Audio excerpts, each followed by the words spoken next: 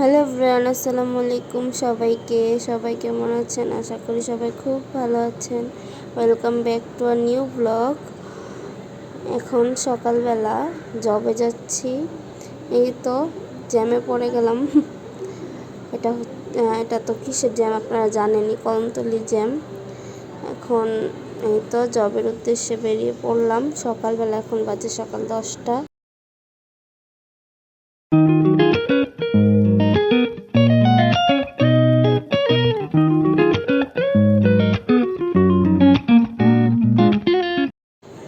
এই যে এখন হচ্ছে জব শেষ করে বাসায় যাচ্ছি। এটা হচ্ছে জিঞ্জিরা ফ্যামিলি মার্কেটের সামনে। একটু কাজ ছিল, তাই আর জবের সামনে থেকেই রিক্সা নিয়ে নিই, একটু হেঁটে তারপর রিক্সা নিব। একটু কাজ আছে তাই। এখন বাজে প্রায় 3:30। এখন বাসায় যাচ্ছি।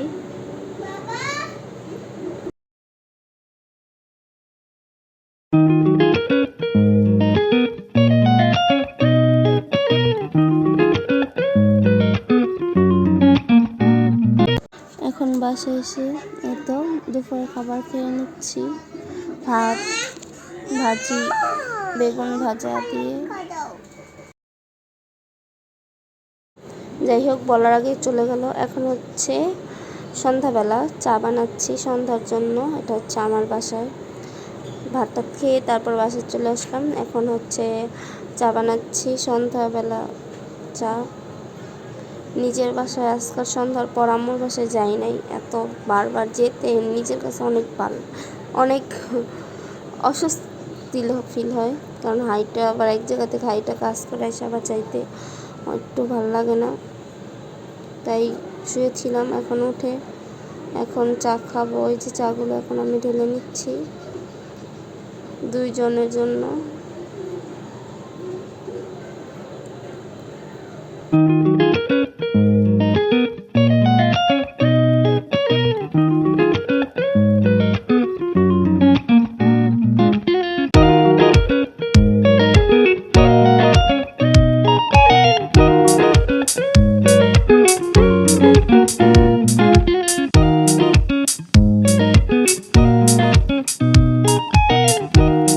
চা খাওয়া শেষ। এখন হচ্ছে রান্না বান্নায় চলে যাব।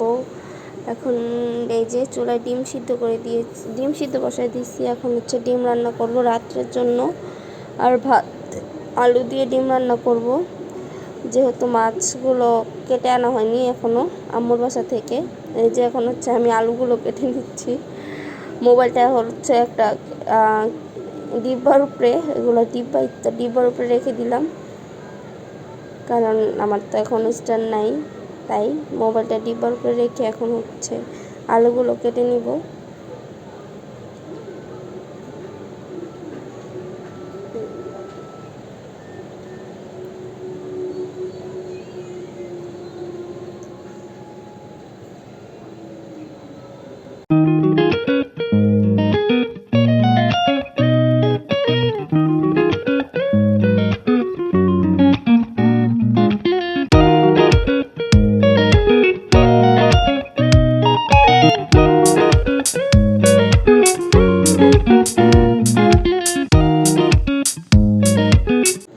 আলুগুলো কাটা শেষে হঠাৎ দেখতে পেলাম কি ভাত হচ্ছে না কেন এখনও। তারপর দেখি ও মা, আমি তো চুলাই জ্বালাইনি এখনও।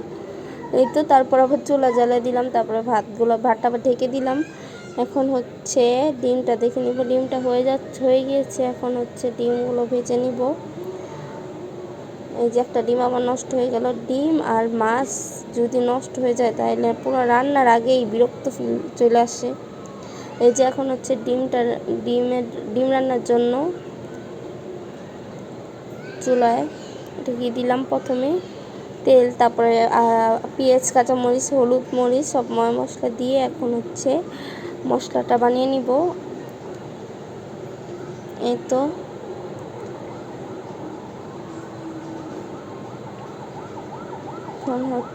এখন কি দিব, হলুদ দেওয়া শেষ। এখন হচ্ছে দিব হচ্ছে মরিচের ফাঁকি। এই তো হ্যাঁ, মরিচের ফাঁকি দেওয়া শেষ হলে এখন আদা রসুন নিয়ে যুদ্ধ করব। কোনো দিন আদা রসুন আগে বের করে রাখি না, পরে রান্নার সময় বের করি। এই তো এখন আদা রসুন দিয়ে মশলাটা ভালোভাবে কষিয়ে নিব।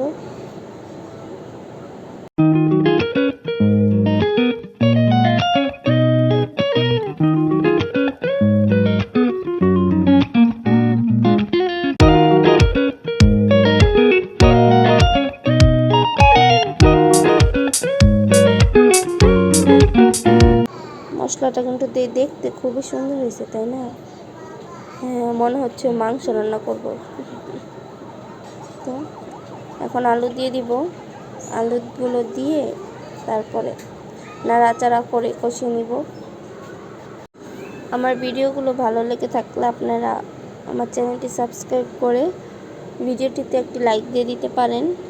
আসলে প্রথম তো তাই ভিডিওগুলো একটু অন্যরকম হলেও আশা করি এই সামনে ভালো হবে ভিডিওগুলো।